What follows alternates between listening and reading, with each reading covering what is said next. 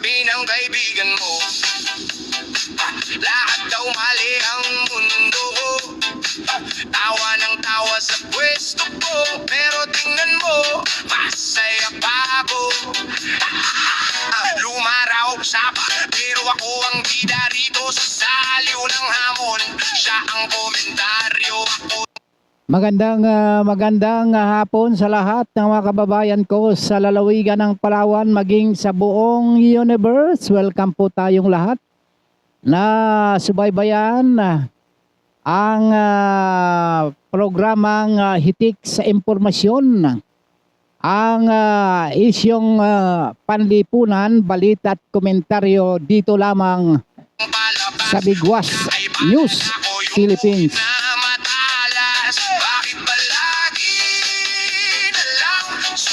Samahan po ninyo ako sa loob ng isang oras na pagtatanghal. Trabaho lang, walang personalan, mga kababayan ko. Don Robert Ramiro ang makakasama po ninyo na maghatid ng balita at paalala sa sambayanang Pilipino na may pagmamalasakit sa kanyang kapwa.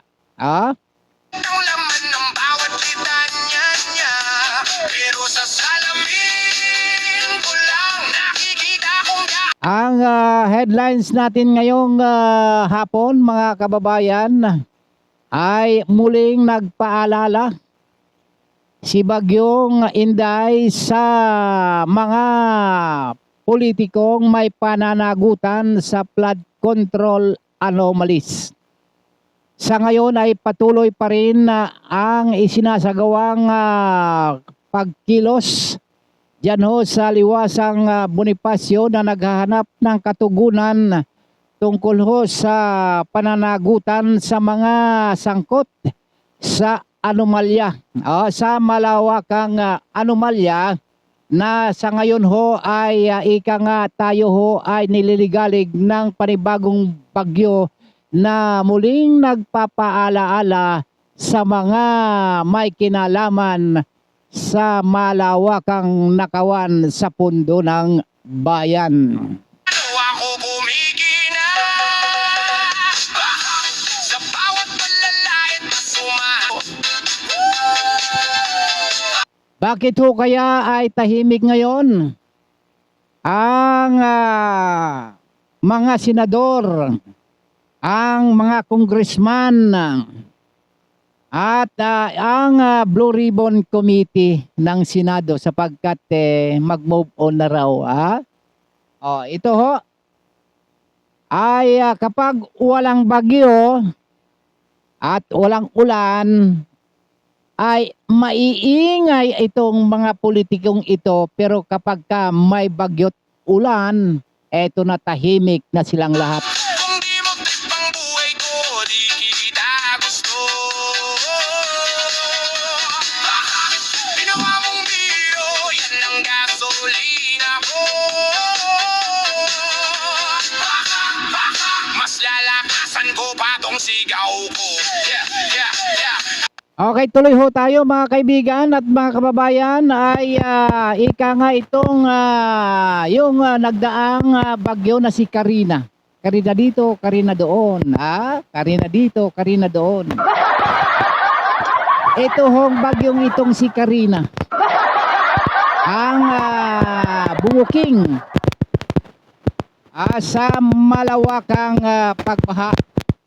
Nationwide, nationwide. Etong si Karina ay ito ho ay matapos na magyabang si Pangulong Ferdinand Bongbong Marcos Jr. na di umano meron na hong 5,500 flood control projects ang natapos. Ito ay kanyang ginawa noong kanyang zona, paano ngayon? Ibinuking ho ni Karina. Bakit naman kasi itong si Karina? Ang itong pagbubuking ni Karina, itong bagyong si Karina, na di umunoy nagsinungaling si President Bongbong Marcos Jr. nang dumaan sa Pilipinas na nagdulot ng matinding pagbaha nationwide. Okay, ha? Kaya noong 2025, noong 2025 na SONA ng Pangulo, dahil nabuking siya sa patuloy na pagbaha sa buong bansa, dahil nalaman na talaga namang walang flood control project kunwari ay ibinulgar ni Pangulong Marcos ang korupsyon para ika nga ay makapaghugas kamay, pero ang totoo ayon sa mga miyembro ng SMMP, ang Samahang Marites Marigold ng Pilipinas, ang Pangulong Ferdinand Bongbong Marcos di umano ang mastermind. Pero meron hong ano dito ang Pangulo. Meron ho siya ditong sinasabi na ang pagkakabanggit ay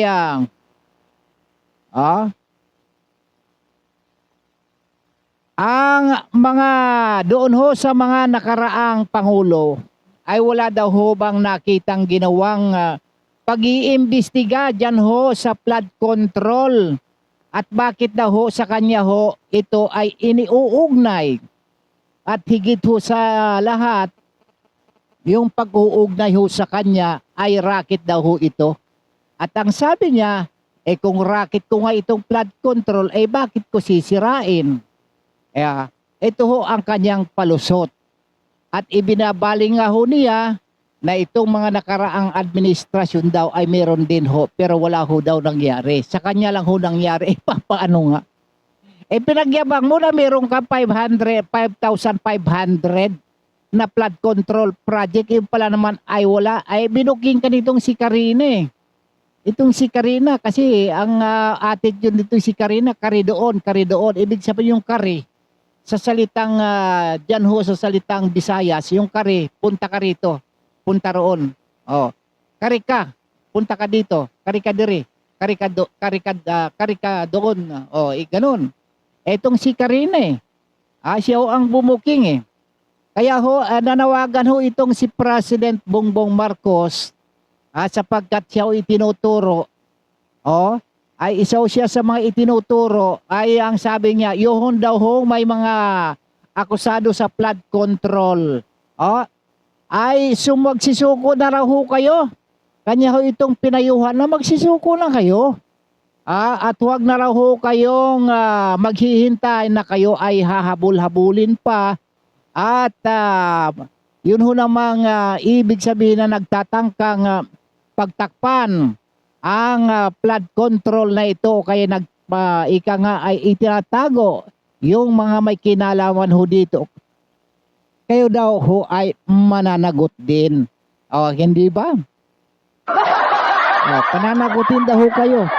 Panay nga ho yun, kaya panahon pa ho ng Blue Ribbon Committee ni Ping Lacson nung una, yung may hawak ko nito na Blue Ribbon Committee ay si Senador Rodante Marcoleta. Pagkatapos ng ika nga yung kanyang patumbok, yun hong daloy ng kanyang investigasyon ay papunta na doon sa mga sangkot, sa mga tumanggap ho ng malito kay sangkot ho sa mga ika nga namumursyento ho dyan sa DPWH. Kailangan pigilin. Ayun, kinuha ni Ping Lacson. Eto, nung makuha, yun na, nagkaroon ng takipan. Pero, ang pinakabubuti naman daw, meron na raw na binanggit na 16 na mga kung ibisangkot. Ang 7 raw dito ay nabigyan ng warrant at naaresto. At meron pa ho 2 na target ho, kabilang na ho ditong si Saldico. 7. Sino ho ba yung mga naaresto? Si Marcoleta, Senador Marcoleta, Senador Jinggoy, Senador Ramon Revilla, sino pa? Si dating anak Kalasugan, party list, Mike Defensor, sino pa ba?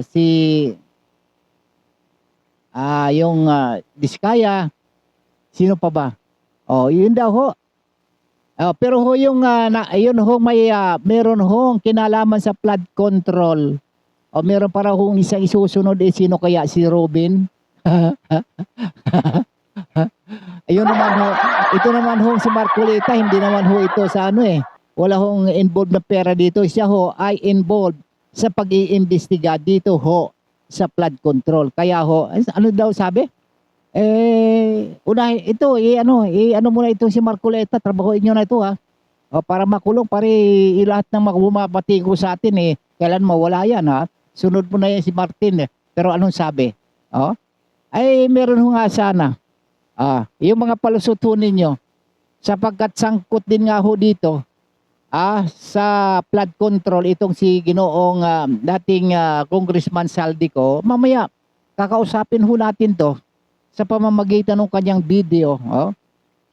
Ang sabi nga ho dito, sabi ho dito ni Saldico, isa ako sa nasangkot sa flood control project. Ako ika nga siya ay talagang uuwi ng Pilipinas sa ilalim ho ng mga otoridad. Ibig sabihin, yung mga otoridad ho ang mag-escort sa kanya at hindi raw ho siya mananahimik at handa itong isiwalat yung katotohanan sa likod ng mga proyektong maanomalya, lalo na yung flood control, at ibubunyag niya kung paano nangyari ang sistematikong pang-aabuso sa pondo ng diyan ho sa flood control na yan. Kaya ito isa lang ho ito sa mga halimbawa yung ghost project ko diyan sa Quezon City. Yung sinasabi nilang natuklasan na high-end subdivision diyan sa Quezon City na wala naman hong tao at wala rin naman hong proyekto, pero meron naman hong 80 milyones na flood control. Yan ho ay natuklasan pa noong 2018 pa ho yan itong si dating House Majority Leader Rolando Andaya na meron daw hong allocation na 332 billion. Na non-existent, hindi ho nag-i-exist ho ito wala ho talaga project ho ito.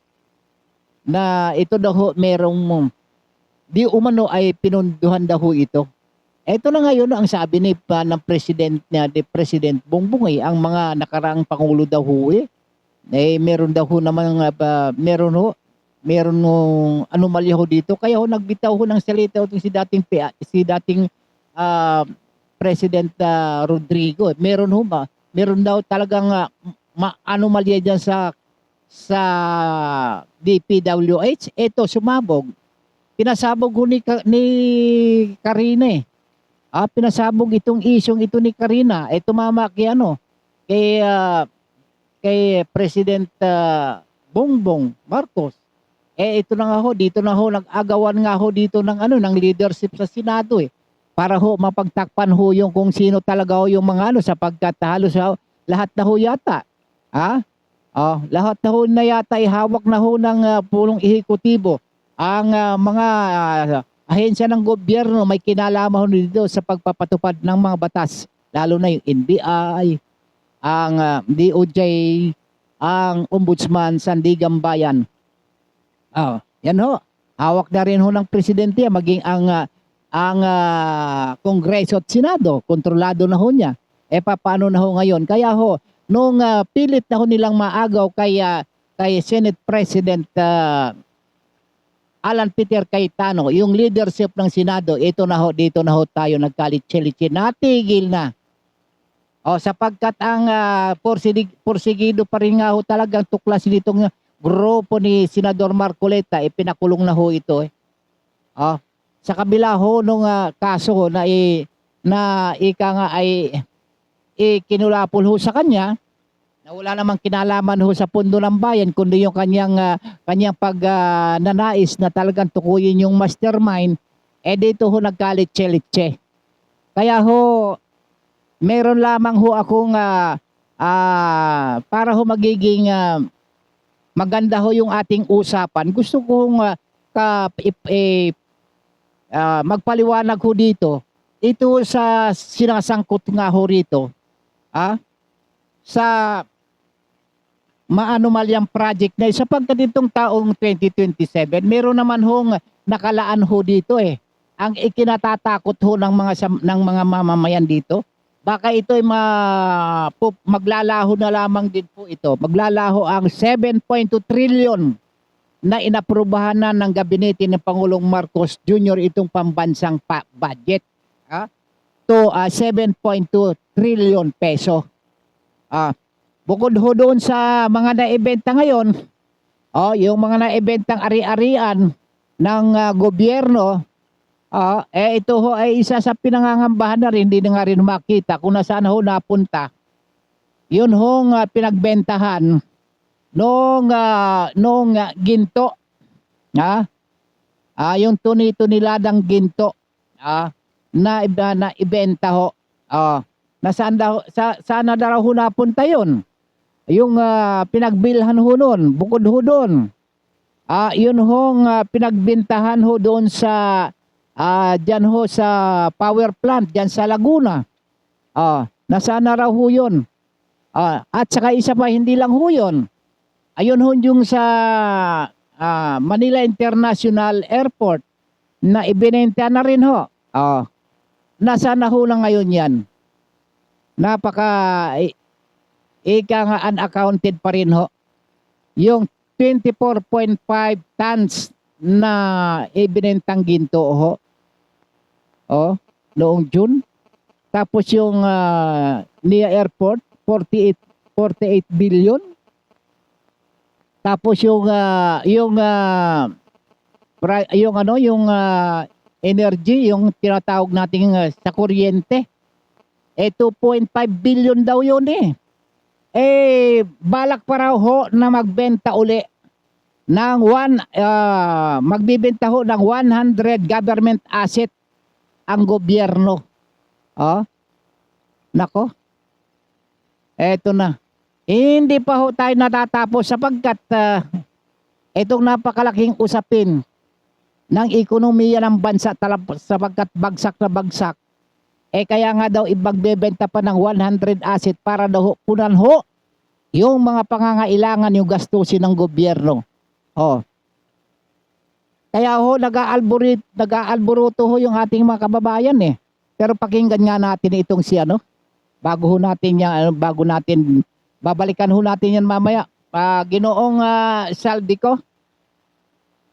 Pasok. Pero nagkakamali sila, hindi nila kilala kung gaano ako katatag, kung gaano kalalim ang aking nalalaman, at kung gaano ako kahandang ipaglaban ang katotohanan. Hindi ako basta-basta magpapahuli. Lalo na kung ang kapalit nito ay ang aking buhay at ang pagkawala ng katotohanang matagal nang itinatago. Alam ko ang panganib. Alam ko ang bigat ng laban na ito. Teka. Ano yung itinatago? Ano raw yung tinatago at ano yung mga laban mo na ito? Sige nga, tuloy mo. Ngunit mas mabigat para sa akin ang manahimik habang ang bayan ay niloloko at pinagsasamantalahan. Darating ang tamang panahon at kapag dumating iyon, ilalantad ko ang lahat ng aking nalalaman tungkol sa mga nasa likod ng anomalyang bumabalot sa flood control project.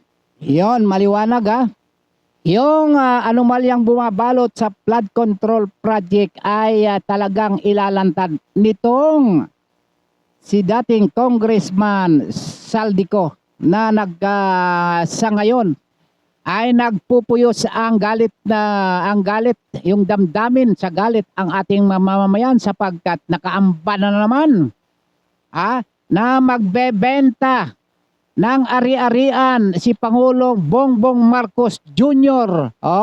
Ng bali 100 ari-arian ito, nakapagbenta na nga ho ito ng mga gold, yung ng ginto, nakapagbenta na rin ng energy, yung kuryente, at nakapagbenta na rin ng airport.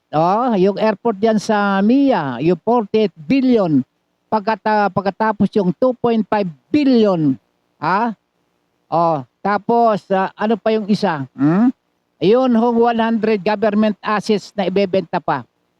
Ayun ho ay nako.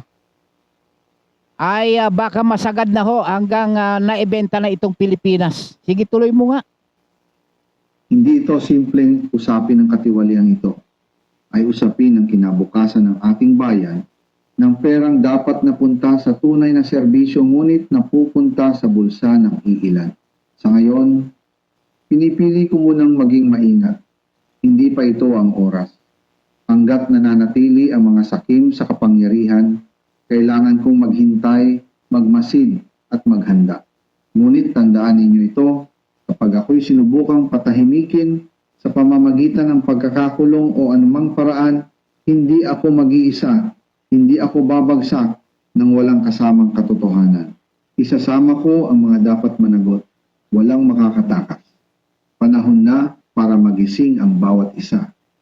Sino ho yung dalawa? Isasama mo. Mamaya, banggitin mo mamaya.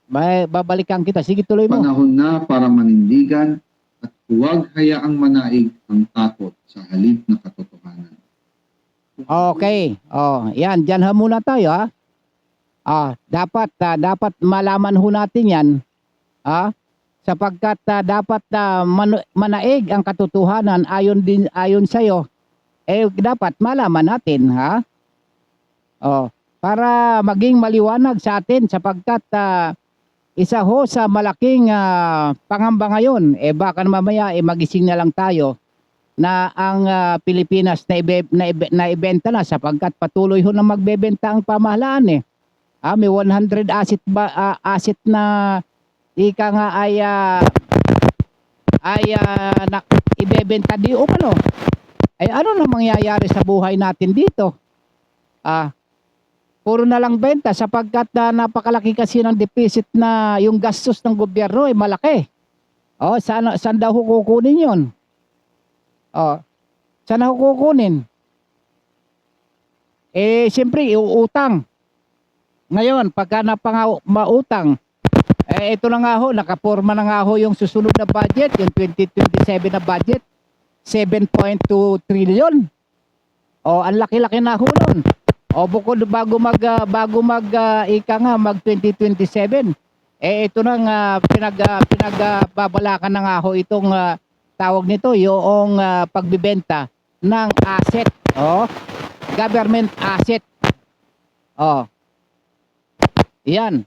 Isa yan sa pagmumulan ng isa pang malaking problema ho na kakaharapin ho ng bansang ito sapagkat puro na lang utang. Sapagkat kaya siguro tayo magbebenta ng government asset itong ating gobyerno sapagkat wala nang magpapautang natatakot na yung mga yung mga magpapautang, natatakot na rin sila magpautang sa gobyerno. Sapagkat napakalaki ho ng deficit ho natin. Ano ba yung doon sa China ba yun? South Korea. Ayaw na magpautang dahil nga sa natatakot na sila sapagkat wala na ho tayong bagsak ho ang ekonomiya ng bansa ho natin. Ano na lang ho ang bumubuhay dito sa atin, yung remittance na lang ho ng OFWs. Yung mga remittances ng OFWs yun na lang ho ang pambayad sa interest ng inuutang ho natin ng ng gobyernong ito. Bagsak din ho, bagsak ang agrikultura lalo na ngayon. Dahil sa nilamo na ho yung budget para ho sa flood control, yun tinangay na ng tubig baha yung mga palay. Particular diyan sa Occidental Mindoro. Isa ho yan. Isa ho sa napakalaki hong problema ho natin. Kaya ho ang mga Pilipino ngayon talagang hirap. Ilan na ho yung mga walang trabaho ngayon. Mahigit 2.7, 2.5 million ang walang mga trabaho ng mga Pilipino.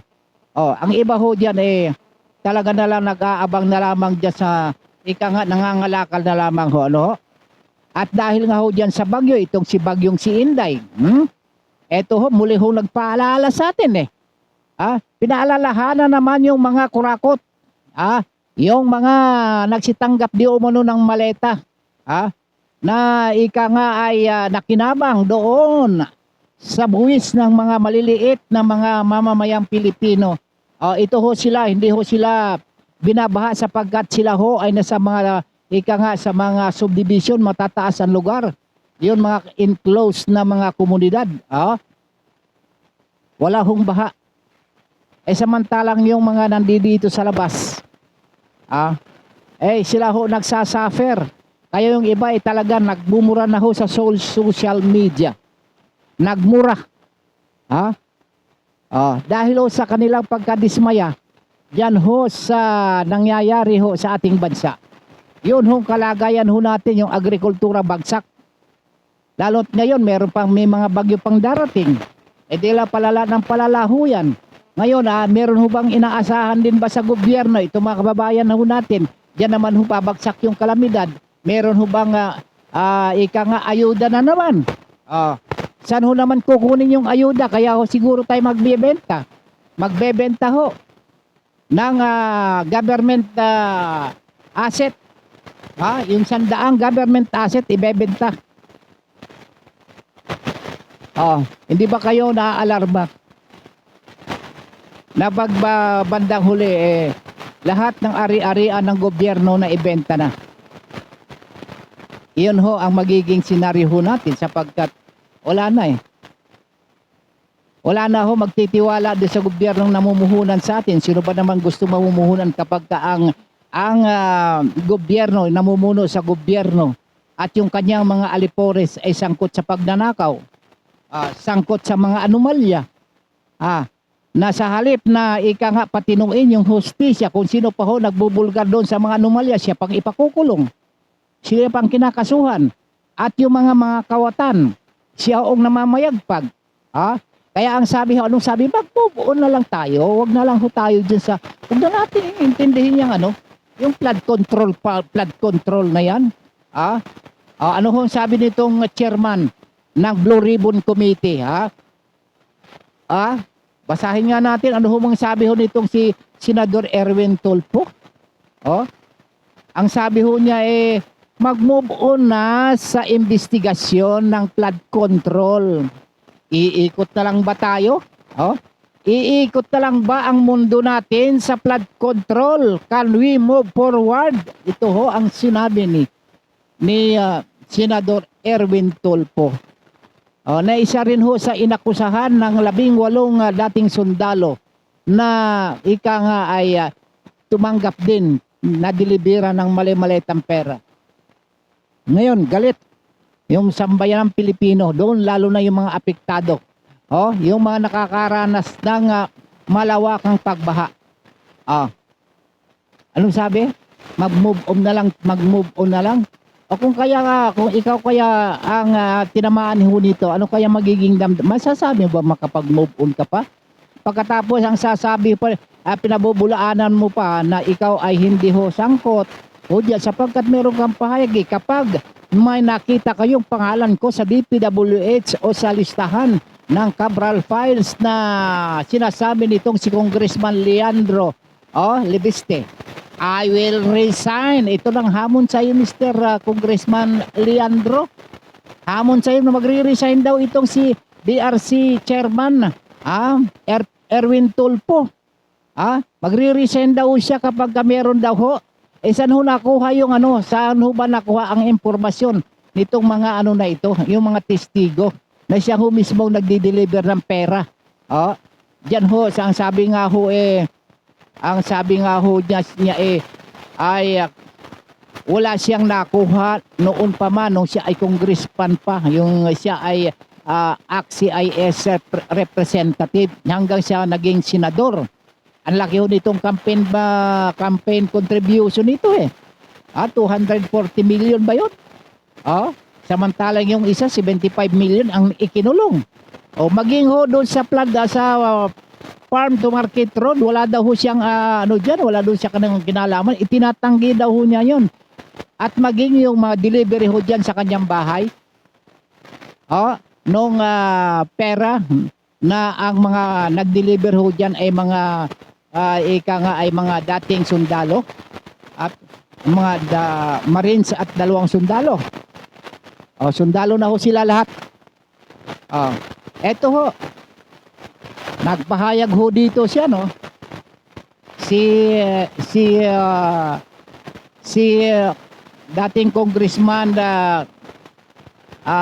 Saldico. Oh, maghihintay na. Oh, Mr. Saldico, parang awa mo na. Sige na nga.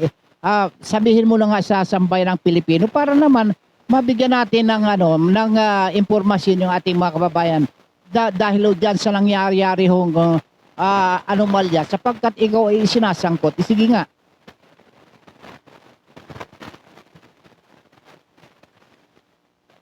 Ngayon, ako ay nasa kustodiya na at pauwi na sa Pilipinas sa ilalim ng mga otoridad. Sure ka? Sure kang pauwi ka na? Ha? Oh, nagrarally ho yung mga tao diyan ho sa Liwasang Bonifacio. Kasi parang naghahanap sila talaga na merong mananagot ho dito.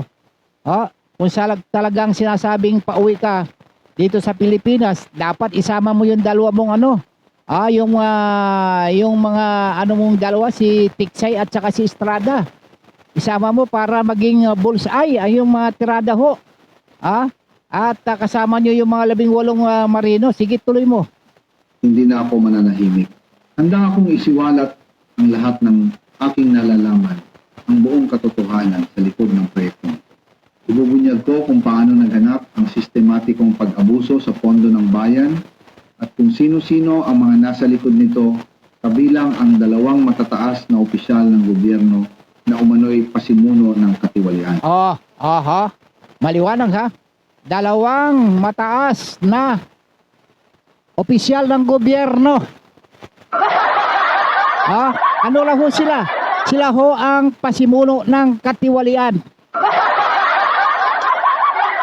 Sila din ba ang nag-divide noong mga pera na sinilid sa maleta?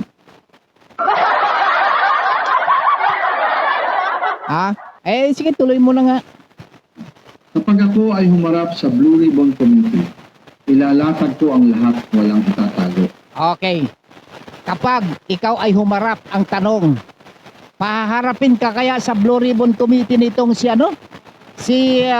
BRC Chairman Erwin Tulfo, sabi nga niya mag-move on na lang ho tayo. Walang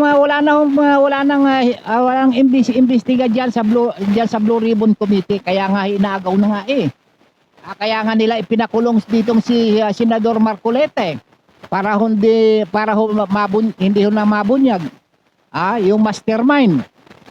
Pero malaki ang pag-asa ng taong bayan sa iyo kapag nabitbit mo pa yung 2, itong si Tiksay at saka si Estrada, para ika nga ay mag-testify, para ihayag yung ika nga malaman ng taong bayan yung mga sindikato diyan sa gobyerno. Sige nga Kong, ituloy mo nga, sige.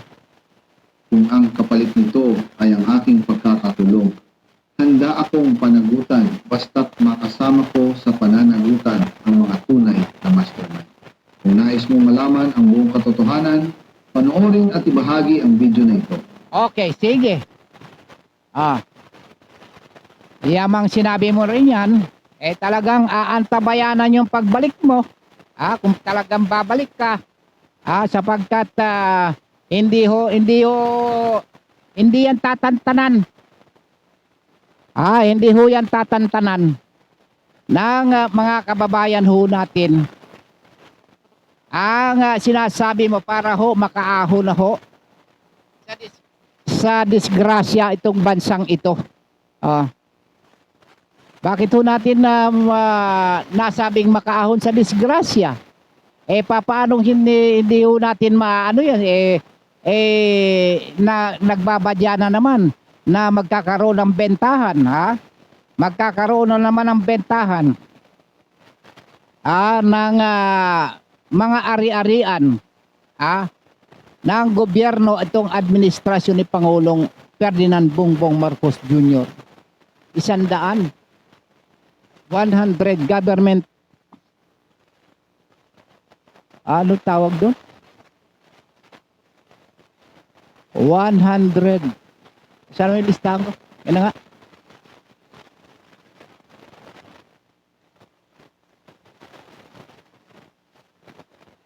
government asset. Ilan na yung naibenta? O, 3 na naibenta. Yung power plant sa Laguna, naibenta na. Yung Manila International Airport, naibenta na. Ano pa? Yung Ginto, naibenta na. Tapos isusunod pa. Isusunod pa itong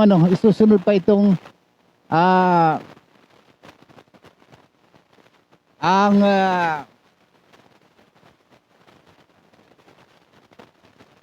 isandaan government asset. Ano na mangyayari ngayon yan?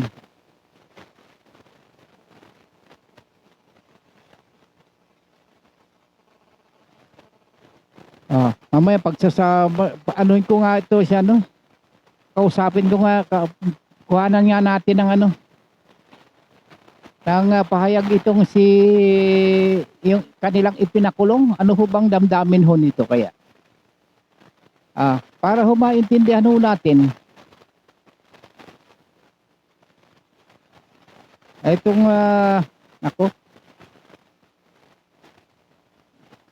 para pusuan ho ninyo mga kababayan ko.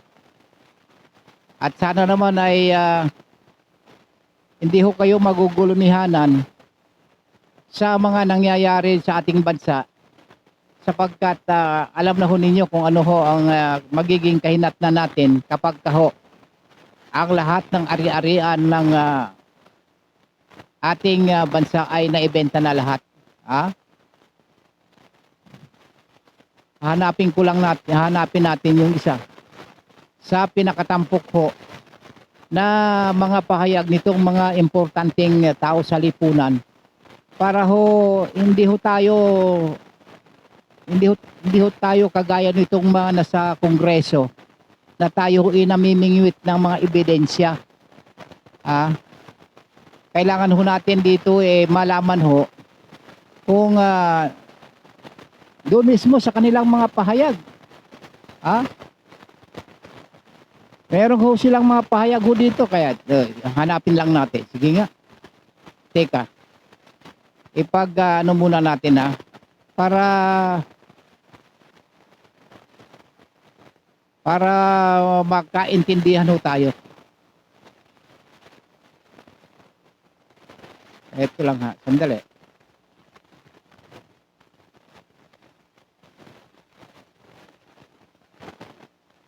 Tinitingnan ko dito sa aking news presenter.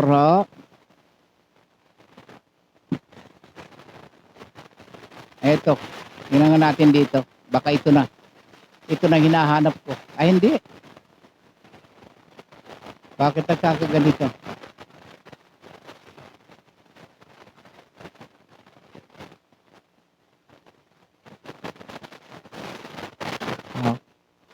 Para maintindihan ho natin, hindi ako magbibigay ng sarili kong pahayag ho rito. Ito, sandali. Kukuha na lang natin ng... Kanina sinabi mo, hindi ka pa nakapag-umpisa eh. Meron akong hawak na martilyo rito, sinasabi ko sa'yo. Mr. Chair. Huwag kang tatawa-tawa kasi hindi nakakatawa ito Okay. Sabi mo kanina, hindi pa nag-umpisa yung QM Builders as a contractor. Yes, Mr. Chair. Hindi ka pa nakagawa ng project. Hindi pa kasi yung nag-asawa ko ng 1981, nag-isa kami sa highway, yung maliit na highway, nagtitinta lang bambo, gano'n Bakit nasama ka sa 15 contractors sa listahan ng Pangulo? Kanina tinatanong ko, wala bang kukontra dito sa sinabi ng Pangulo na 545 billion worth of flood control projects ay ito lang mga 15 contractors ang nakakuha kasama ka QM Builders. Nandiyan ka pala, bakit hindi ka kumontra? Ba't ngayon sinasabi mo, hindi ka pa Pasensya na, Chair, kasi medyo nahiya ako. So sinasabi mo, mali ang Pangulo. With respect to your Yung company. data is mali Kasi ang totoo, yung 414 projects na nakuha sa QM, totoo lang is only 86 projects. Mr. Chair. Tignan mo na, sabi mo hindi ka pa nakapag-umpisa eh. Ano yung sinasabi mong project? Ano pa lang siguro, ulitin ko lang. Noong 2003, nakalisensya na kami sa TICAB, only category D. Hanggang noong 2024, naging quadruple A tayo. Pero dumaan pa kami ng single A nung 2011 hanggang nag-triple A tayo ng 17. Ng 17 hanggang naging quadruple A tayo ng 2024. Mr. Secretary, naiintindihan mo ba yung sinasabi niya? Sabi mo, hindi ka pa nakapag-umpisa ng project. Paano ka naging quadruple A? Mr. Chair, yung sinasabi kong 1992 is hardware pa yun. Yung nakita niyo yung hardware. Hindi natin pinag-uusapan yung hardware mo. Pinag-uusapan natin flood control projects. Tinatanong ka kanina, Ayun mga kaibigan, eto ho, isa ho yon sa mga dahilan kung bakit ho, gusto hong walisin ng gobyerno itong itong si Senador Marcoleta. Yun ho sa mga dahilan nung siya pa ho ang Blue Ribbon Chairman. Talaga namang ika nga ay masigasig yung kanyang pag-iimbestiga. Talagang gusto niya talagang pigain itong mga sangkot ho rito. Ito yung QM builder na ito. Hindi ba ito yung mga campaign donor din? Isa rin ho yata ito sa mga campaign donor Kung hindi ako nagkakamali, sinasabi ko lang ano ho. Pero gusto ho natin liwanagin ho dito na dapat yung mga ganitong ginagawang pag-iimbestiga na ika nga ay walang pinagtatakpan, dapat ho huwag na natin buwagin. Kaso nga ho pagkatapos ho nito ano hong nangyari? Gumawa ng paraan etong gobyerno para ika nga ay kunin nyo na kay Marcoleta yan. Mayayari tayo lahat dito papunta na ho dito, papunta na sa opisina ko itong kanyang ginagawang investigasyon kaya ho kailangan na makontrol natin tong taong ito. Ano ho nangyari? Di ba? Etong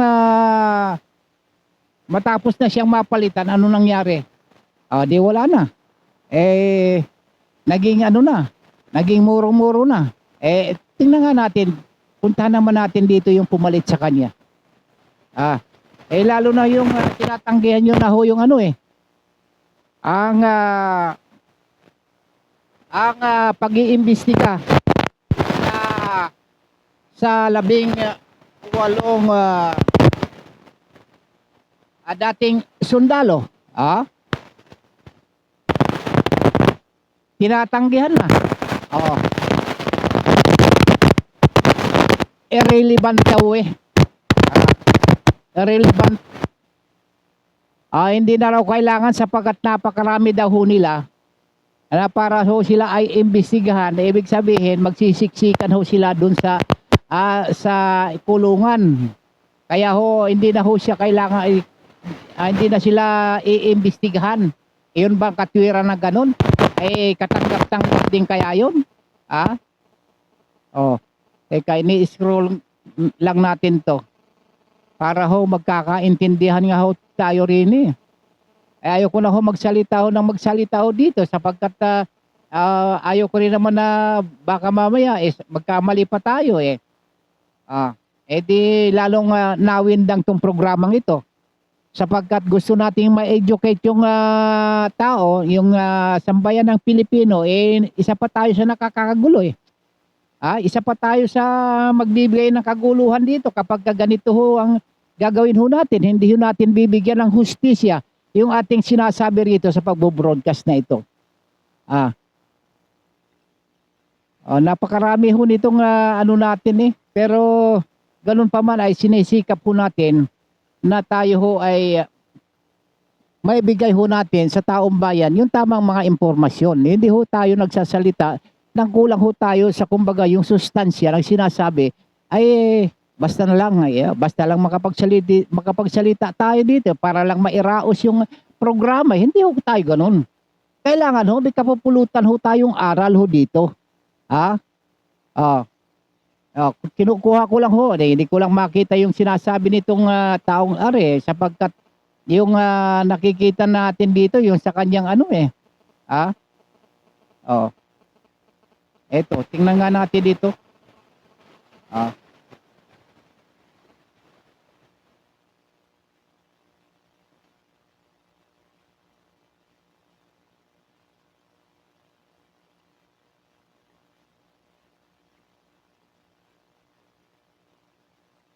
ay iba ito. Oh.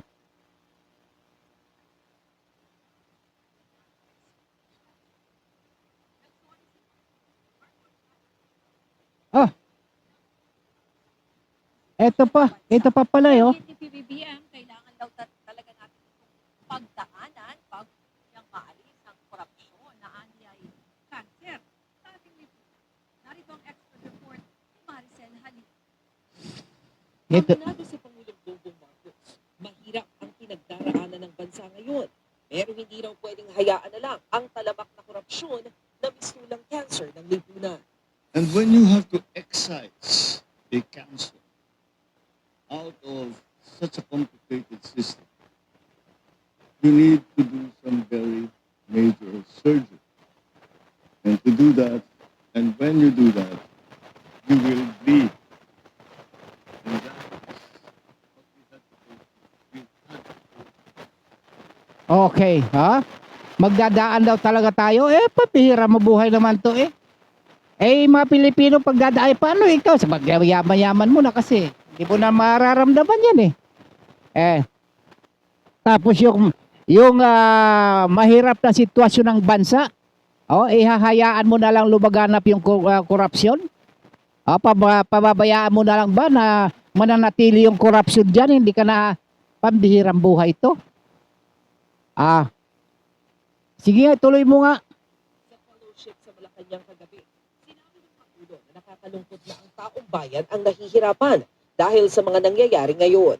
And I'm sorry that the people suffered because of it, but it had to be done. Otherwise, we would do Nagsorry ka pa, pero wala daw mangyayari. Wala rin mangyayari sa sorry mo. Bakit? Wala ka raw pala manggagawa eh. Nagsorry ka pa wala pa namang nagagawa, anak ng baka.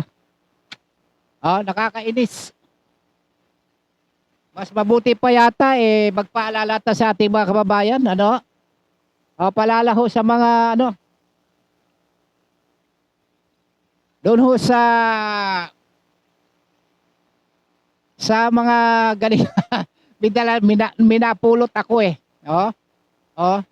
eto, hindi ako galit sa manufacturer nito.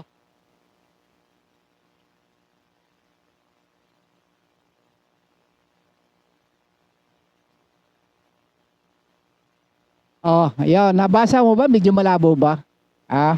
Medyo malabo ba yung yung picture? Ayan ayan ayan. Ang sabi ho dito ay dito ho tungkol sa paninigarilyo, mga kababayan ko. Bukod ho sa pahayag ng mga eksperto ho diyan, baka naranasan na rin ho nito na yung paninigarilyo ho ay nakakaigsi daw ho ng buhay, at kung hindi man ho habang bata ka pa ay umiigsi daw ho yun ng inyong mga kargada, ay yung mga dala-dala ho ninyong armas, umiigsi daw ho din kapag kayo ho smoker, nakakaigsi daw yun ng TI.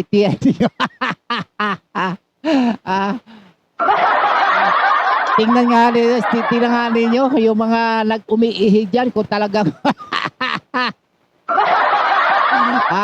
kung maiigsi na yung mga naninigarilyo lang ayun ang sabi ko ng mga eksperto bukod dito sa datos ng WHO, maging ng Department of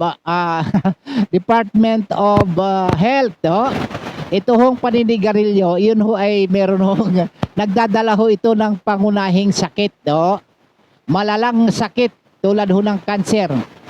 Yun ho, kaya pinakita ko na kanina yung yung picture nung sigarilyo na bulot ko meron hong cancer ho nakalagay, hindi lang ho sakit, talagang cancer. Hindi lang ho yun atake ho sa puso, yung tinatawag na chronic obstructive pulmonary disease ho. Yan ho ay isa ho sa malaking suliranin din ng bansa, sapagkat araw-araw ho may namamatay ho na mga mga tao na biktima ho ng iba't ibang uri ng kanser. Yan ho ay batay ho doon sa datos ng WHO maging ng Department of Health. Kaya ho, wag na ho, paalala ho namin sa mga kababayan, hindi ho namin kayo inuutusan. Kami ho nagpapaalala. Kung kayo ho ay susunod sa paalala bilang pagmamalasakit namin sa inyo, nasa sa inyo yon kung sumunod. Kung hindi naman kayo susunod, nasa sa inyo rin. Kayo naman ho, magbi-benefit ho niyan, hindi naman kami. Isa pa ho, ayan ho nga pagsusugal ho, iwas-iwasan din yun. Yun namang malalaki ang puhunan, di nila alintada yun sa yung mga mayayaman, di nila alintana yung magtapon ng pera. Pagka ikaw very low income ka, huwag ka na sumali sa kanila. Game of fortune yan, lalo na yung nag-ano kayo riyan. Isa pa yung alak. Ha? Yan tatlong yan, huwag nyo nang pagsamahin. Ha? Sapagkat kapag kayo singlot-singlot na, baka aawain nyo pa yung kapitbahay nyo o kaya yung miyembro ng pamilya ninyo dahil dyan sa singlot. At saka yan ho, ipaalala lang ho namin sa inyo. No? Hindi ho namin kayo pinagbabawalan sapagkat ito namang mga ito, nagbabayad naman ho ng buwis, lalo na yung syntax yung sa panininggarit alak. No? At hindi naman ho tayo galit dyan sa manufacturer ng mga alak at maging ng sigarilyo sapagkat yan naman meron namang nire-regulate naman yan ng gobyerno. Bueno, habang patuloy na nagrarally ho yung mga kababayan ho natin, dyan ho sa Liwasang Bonifacio, babati na ho tayo sa ating mga kababayan. Meron akong nilista na kanina, may mga bagong binabati ho natin. Mag-ano ho kayo kasi, makinig ho kayo dito sa Bigwas News Philippines. Para sa gano'n naman, mabati naman ho namin kayo. Unahin na ho natin dito. Dito sa lugar ho namin, mga kaibigan, 5.4 na lindol. 5.4 na lindol ho ang tumama ngayon diyan sa lalawigan ng Romblon. Ano ho? Iyon ho ay pinadala ho sa akin ng aking anak. Si John Robert Ramiro. Nagpadalo ito ho, 5.4 magnitude na lindol naramdaman doon ho sa bayan ho namin. Diyan ho sa Kahidjukan, Romblon, Sibuyan, Romblon. Ito ho nakaranas ng magnitude 5.4 na lindol ang bayan ng Kahidjukan ngayong umaga, Hulyo 13, 2026 bandang alas 8:54 kanina lamang ayon sa Philippine Institute of Volcanology and Seismology o PBOX. Ayon sa PBOX, ang lindol ay may lalim na 6 kilometers at naitala sa 12.79 north, 1.33 east, 26 kilometer sa kilometers 61 west ng Claveria, Masbate. Agad namang tumugon ang Municipal Disaster Risk Reduction and Management Office o MDRRMO ng Kahidjukan sa pamamagitan ng mabilis na pagmumonitor sa mga barangay upang tiyakin ang kaligtasan ng mga residente sa kasalukuyan.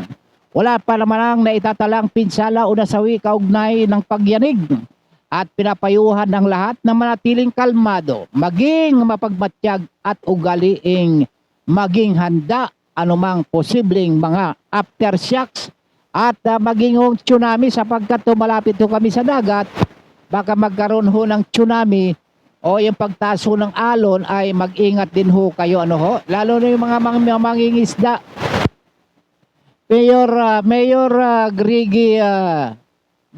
Mayor Marvin Grigi Ramos ng Kahidjukan, Sibuyan, Romblon. At salamat sa Municipality of Kahidjukan Public Information Office sapagkat kagad kayo ay nakapagbigay ho diyan ho sa inyong page ng impormasyon sa nangyayari ho diyan sa lugar ho. Diyan sa nasabing lugar. Maging diyan sa San Fernando. Yung mayor ho diyan si Mayor Nanding Marin at maging diyan sa Magdiwang, si Mayor Noel Joseph Machon. Ingat ho kayo mga kababayan at maging dyan ho sa lugar ho na sa barangay ko, sa Danau, Kahijukan, Sibuyan, Romblon. Si Mayor, si Vice maging Vice na ito. Itong si Barangay Chairman Greg Villanueva at maging sa kanyang mga kagawa do, sina Lydia Marasigan. Itong si Roger Ragot at itong si Henry Rigala.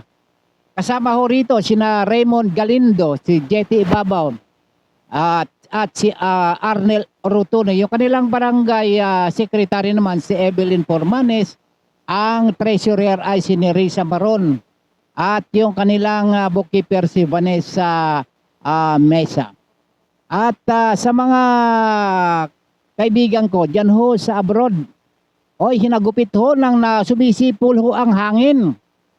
Nang bagyong si Inday dyan sa Marianas Island, nandyan ho yung aking pinsan, si Noemi Ramiro ho, dyan sa Marianas Island. Maging sa Hawaii ho, si Reynaldo Ramiro.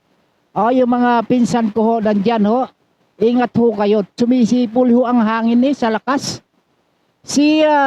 Yung aking kaibigan, si Josephine Makapagal naman ho, dyan ho niyan sa Anaheim, California. Maging sina Farah Gagarani sa Canada ho yan, yung aking batchmate. At si Wendell Reyes at Lourdes Dicon, dyan din yan sa US. At dyan ho sa Las Vegas, Nevada naman ho, yung aking tukayo, si Robert Ramones Ramiro, no? Si Engineer Jimmy Apostol, Espiridion Ligayada, Danilo Lagahit, Wilfredo Gutierrez, at Tanasio Briones, at yung kanyang Mrs. si Bing, at yung isa pang Bing, Sioderly Permalino, Mariam Barbosa, Josephine Cabenta Ramos, Catherine Hamis, Bilya Kabantug, Nancy Roma, Evelyn Lantong, Marilo Octaviano, Luz Mainit, at yung aming mga kuyat ate, si Paterno at si Naida Gahonera. Sa aming mga advisor, hanggang ngayon ay nakasubaybay sa amin si Ma'am Ebon Dukusin Katli, Ma'am Rose Kalikaran. Ang aming teacher ng mga lalaki, si Hil Magbanwa, si Rauteda at Sir Permalino. At yung aming tawag nito, yung aming Lone District Representative, si Congressman Leandro Budoy Madruna, at sa aming gobernadora, si Governor Trina Permalo Fabic. At siyempre sa mga kaibigan ko, si Nadine Grabo sa Plarid Bulacan po yan, si Alfred Bayani ng Nueva Ecija, yung publisher ho ng Diario Casado at CEO ng KBS RMM News, Sir Alan Bordios. Absent ako sa reporting kanina ha. May recording ako. At yung aming anchorman Arnold Namuko at ang news director Win Lawson, maupay hapon. At sa lahat ng mga medyamin ng KBS RMN News at sa Bigwas News Philippines, Sir Rambo Jemelyn Nietes, Presi Pangilinan, Nyoron Martinez at sa Ramiro family around the world. Nabanggit ko na yung iba, si Mandy Sarsi, yung nawawala ko yung apo sa pamangkin si King, ano ba yun? Baka pumunta lang to sa kanyang sa kanyang girlfriend, kaya 15 years old ka nung Webes daw ito umalis hindi na bumalik. Umuwi ka na, Otoy, umuwi ka na. Hindi yung ganyan na bigla kang umaalis hindi ka nagpapaalam, kaya nag-aalala yung mga magulang mo. Si Roel Salcedo, yung pamangkin ko ho yan. Ano bang pangalan itong batang are? Sinulat ko kanina, nalimutan ko na kung saan ko na isulat. Ganun pa man ay sana makabalik ka na. At maraming salamat ho. Maraming sa lahat ng mga kababayan kong Palawenyo sa buong universe. At tantabayanan ho bukas ang programang Isyong Panlipunan, balita at komentaryo dito lamang sa Bigwas News Philippines. Sa mga nakasama po natin sa palatuntunang ito, ang mga magigiting na sina Tech Leo, Tech Aaron, At sa ating news director, Ma'am Rose Dingding, ating program director, Jeff Balahonda, sa ating station manager, Ronnie Dave Abili, at sa ating general manager, Ma'am Naomi Cascara. Ang inyong lingkod, Don Robert Ramiro, bukas na muli.